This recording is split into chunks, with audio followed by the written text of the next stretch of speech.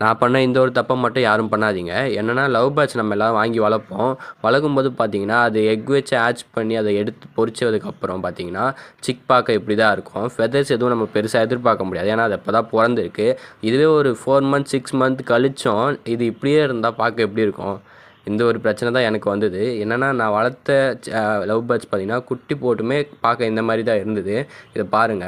இதுவே அடல்ட் ஆயிடுச்சு. அடல்ட் ஆனதுக்கு அப்புறமும் கூட உடம்புல பார்த்தீங்கன்னா, ஃபெதர்ஸே இல்ல. அந்த ஸ்கின் மட்டுமே அப்படியே இருக்கு. இது கூட பரவால்ல. இங்க பாருங்க இது வெளிய வந்து 4 மந்த் கிட்ட ஆச்சு இதுங்க 2மே.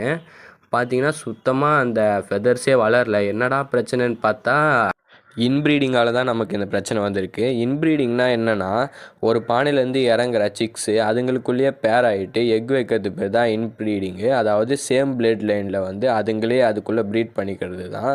இந்த மாதிரி தொடர்ந்து நடக்கும்பொழுது என்ன ஆகும்னா, இந்த மாதிரியான பிரச்சனைகள் வர ஆரம்பிச்சிடும்.